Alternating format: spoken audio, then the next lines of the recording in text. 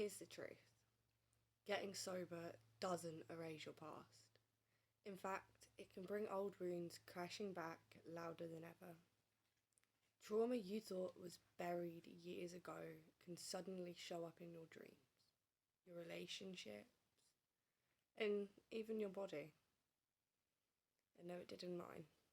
If this sounds familiar, you're not broken, and you're not alone. You're just healing. And today I'm going to share why trauma often comes back and makes its head known after you decide to go sober. And most importantly, how to manage it without going back to alcohol or drugs.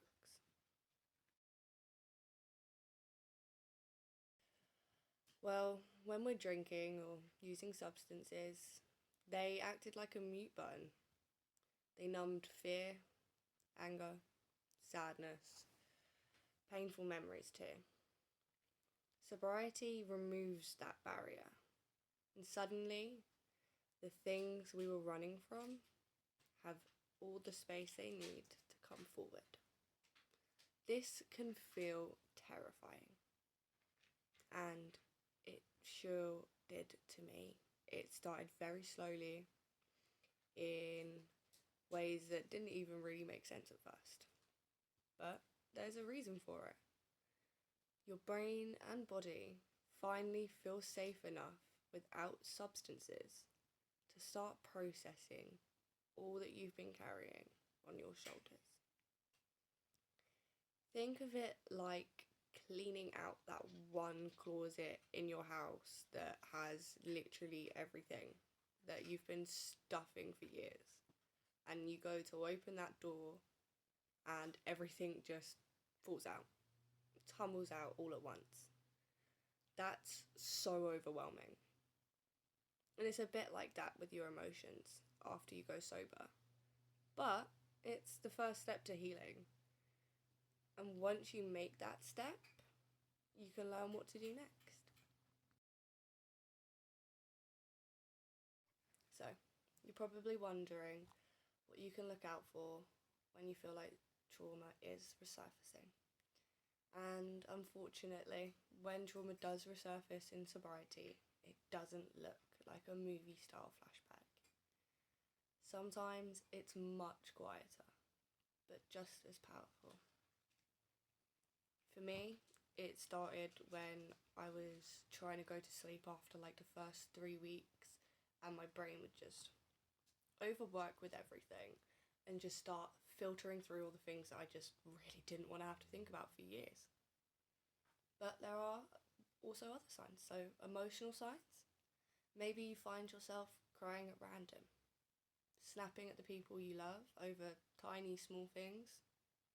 Yeah, I think I've been pretty agitated throughout it all. But it's not because you're too sensitive. It's because old pain is bubbling up like a champagne bottle you just shook. Well, a non-alcoholic champagne bottle. Mental signs. And they're a bit more tricky to pick out, but good if you can.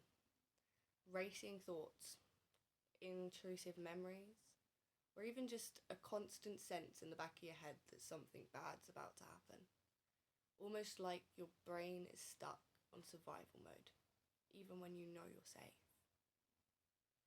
That one can be quite hard to deal with, and in the next bit we will go through some ways of coping with this. There are also physical signs. Trauma doesn't just live in your head. It can show up in your body.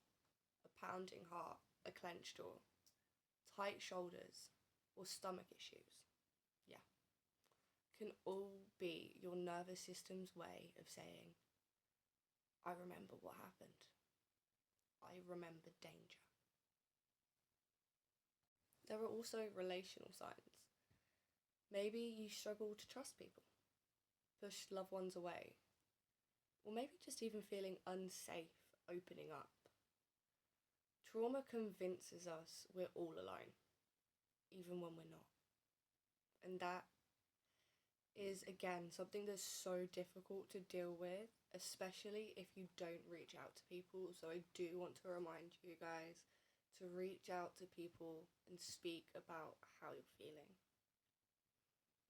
But here's the hardest part.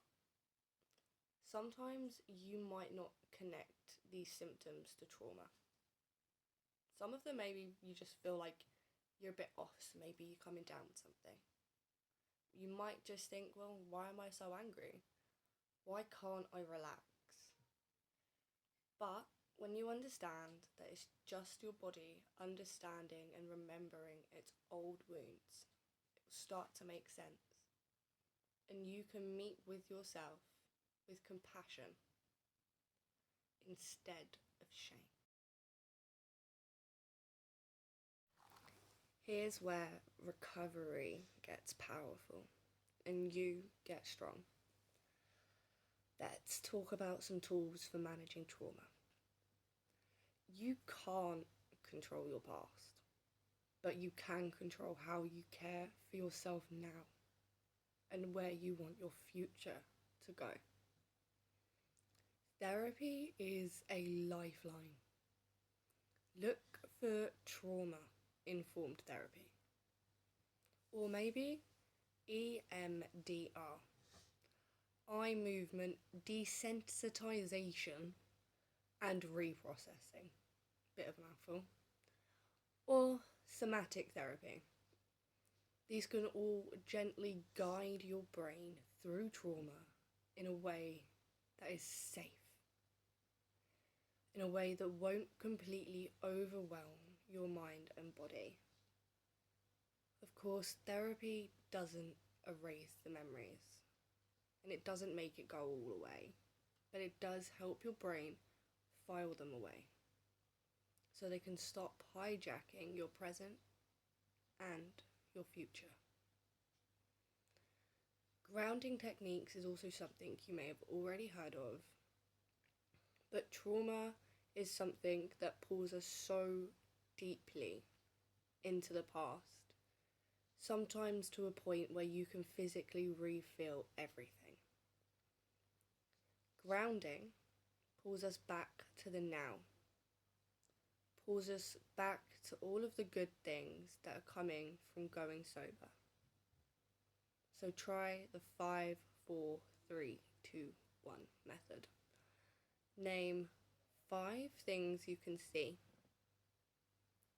4 things you can feel, 3 things you can hear, 2 things you can smell, and 1 thing you can taste.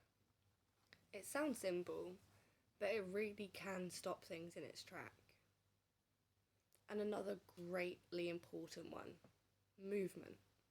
Like we said, trauma lives in the body. Gentle yoga, stretching, walking, or even just shaking your hands and feet release stored tension. You don't have to live in the gym. Just get up and move. Make some effort to get your body up and about.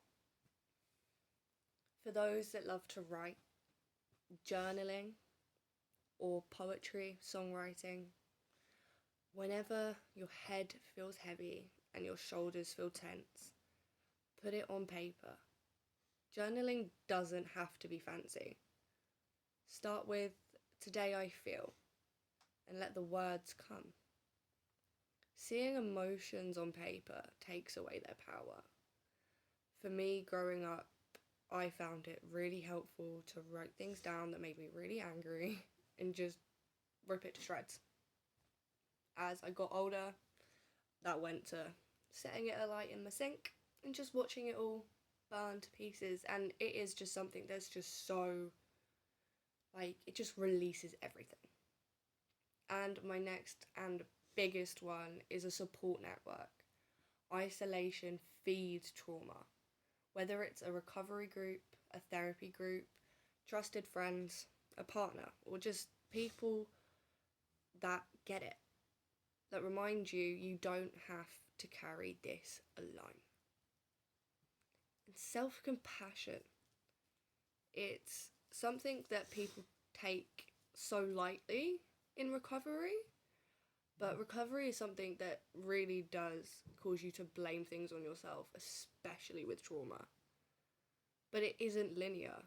Trauma recovery doesn't go in one line. Some days you'll be up here feeling as strong as King Kong, and other ways you'll just be down here feeling like a mouse. And that's normal. Talk to yourself like you would with a friend, with patience, kindness, and encouragement. Be gentle, and don't blame yourself, and don't force yourself to linger in sadness. And here is the real turning point. Reframing that trauma. Instead of seeing your trauma as an enemy that keeps ruining your peace, try seeing it as a messenger. Trauma isn't your fault. You didn't intentionally put yourself through things and go, yeah, I'm gonna do this and become an alcoholic. It's a natural response to experiences that overwhelm your human ability to cope. And it is something that majority of people go through at some point in their life. Your brain learned to protect you by staying on guard, by building this wall around you, and that's okay. And that's why you might overreact, shut down, or even just feel stuck in the past. Once upon a time, those reactions kept you alive. But now, here, in sobriety, they're no longer needed. But your nervous system hasn't gotten the better of you yet. And it hasn't just gotten the memo either.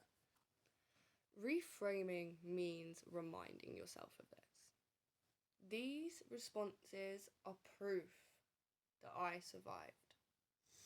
They're not proof that I'm broken. And this is an amazing affirmation to say to yourself on a daily basis when you wake up. Think about it like scars on your skin. They tell a story. They tell a story of healing, not weakness. And the same is true for the emotional scars of alcoholism and drug dependency.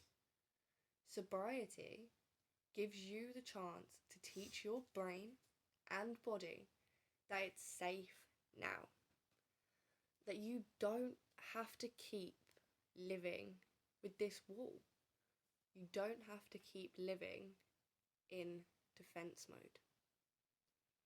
Every time you ground yourself, every time you talk through a memory, in therapy, with family, friends, every time you choose connection instead of isolation, it's a win. You're retraining your nervous system. You're doing what's best for you and saying, I'm not in danger anymore. I'm safe now. I'm healing. Shift from seeing trauma as a curse to seeing it as proof of resilience and strength is where real freedom begins. Managing trauma after sobriety is not, and I cannot stress this enough, is not about perfection. It's about progress. Every grounding exercise, every journal entry, every therapy, every time you have a conversation or you remind yourself that is proof that you are here now and stronger is a step towards peace. So if today's video resonated with you, I'd love to hear in the comments what one healthy tool you use when trauma feels heavy. You never know. Your words could be seen by someone else who is really struggling. Don't forget to like and subscribe and watch out for the next video.